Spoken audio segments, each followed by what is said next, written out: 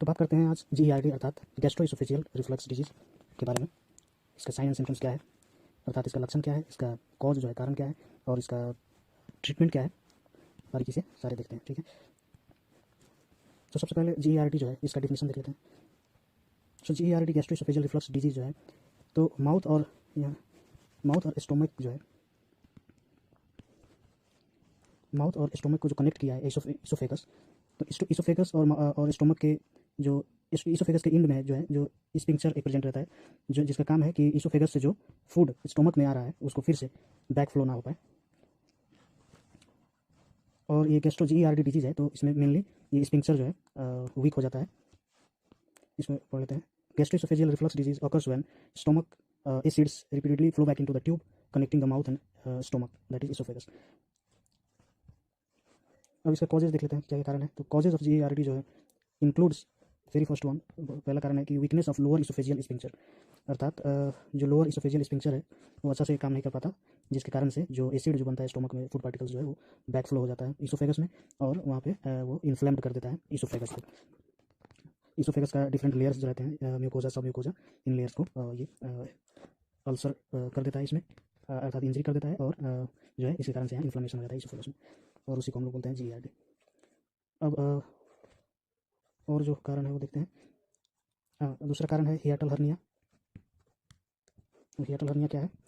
Where the upper part of stomach and LES move above the diaphragm. तो normal जो oesophagus है, oesophagus end होता है यहाँ डायफ्राम के पास और डायफ्राम से स्टोमक स्टार्ट हो जाता है, लेकिन हियाटल हर्निया कंडीशंस में जो स्टोमक का अपर मोस्ट पार्ट है वो थोड़ा सा शिफ्ट होकर अपराइट की तरफ ये डायफ्राम से ऊपर चला जाता है, जिसको हम लोग बोलते हैं हियाटल हर्निया। और ये भी एक प्रमुख कारण में से है जो कि एसिड जो है बैक फ्लो हो जाता है, या फूड पार्टिकल्स जो है, एंजाइम्स है, वो बैक फ्लो हो जाता है इसोफेगस में, स्टोमक से इसोफेगस में।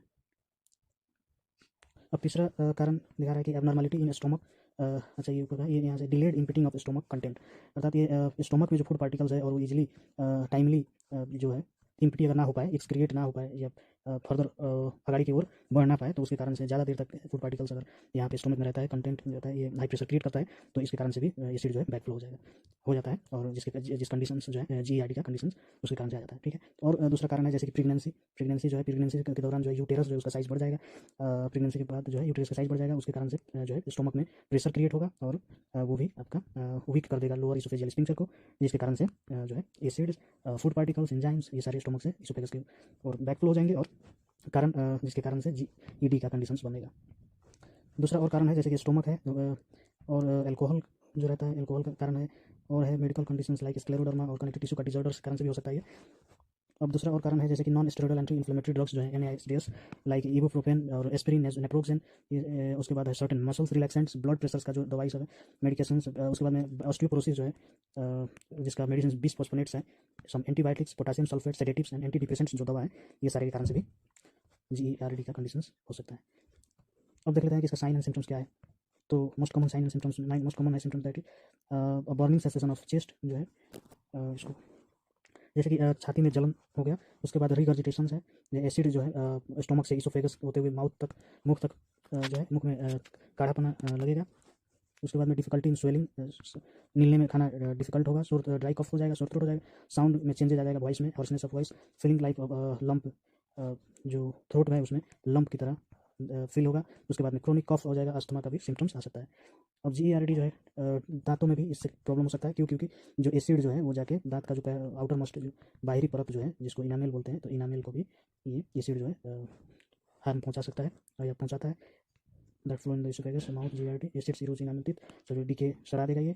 अब उसके अलावा जो है माउथ ड्राई जैसा फील होगा, जैसे कि GERD lead to dry mouth, saliva productions कम कर देगा। सलाइवा जो है helps neutralize mouth and wash away food particles, जो कि सलाइवा काम लगता है फूड पार्टिकल्स को वॉश आउट करने में।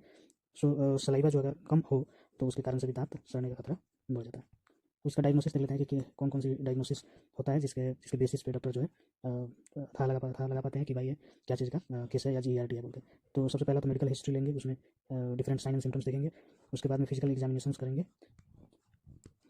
मोस्ट कॉमन और जो है डायग्नोसिस में आता है अपर इंडोस्कोपी, जिसमें क्या होता है कि एक ट्यूब जैसा कैमरा जड़ा हुआ जो ट्यूब है उसको माउथ के थ्रू इंसर्ट करते हैं, इंडोस्कोपी जो है इसको बोला जाता है। अब इससे इसोफेगस का जो है कंडीशंस दिख जाएगा कि क्या कंडीशंस है, इन्फ्लामेशन है या नहीं, कि कुछ डैमेज है या नहीं।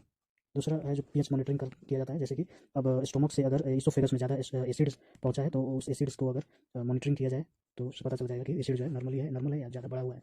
तो ये भी एक प्रोसेस से पता लग जाता है। उसके बाद में बात करते हैं ट्रीटमेंट के बारे में कि ट्रीटमेंट क्या क्या रहता है। तो मेन जो है समस्या ये एसिड का है, तो किसी तरीके से एसिड्स को कम किया जाएगा, ठीक है।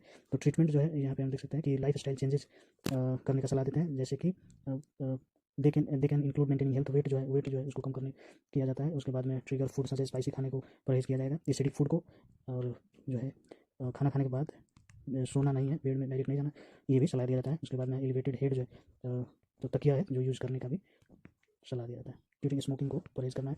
डाइटरी मॉडिफिकेशंस में क्या क्या चेंजेस होगा, तो ईटिंग स्मॉलर मील्स, वैसे ही avoid trigger foods, reducing intake of caffeine, alcohol, fatty food को अवॉइड किया अवॉइड करने का सलाह देते हैं। वैसे ही मेडिकेशंस में आ गया आपका over counter medicine like antacid देंगे, जो कि एसिड अगर बढ़ गया है ज़्यादा इसोफेगस में तो उसको न्यूट्रलाइज कर पाए। उसके बाद में एसिड ब्लॉकर से, प्रोटॉन पंप इनहिबिटर से, जो कि रिड्यूस कर देगा एसिड प्रोडक्शन को, कम कर देगा स्टमक में। तो वैसे ही सर्जरी किया जाता है, जो कि इसोफेगस का जो लोअर इंड है वहाँ पे सर्जरी करके, और एक जो लोअर इसोफेजियल स्पिंक्चर जो डैमेज हो गया था, तो वैसे ही लोअर इसोफेजियल स्पिंक्चर की तरह एक बल्ब बोल सकते हैं या रिंग लाइक स्ट्रक्चर्स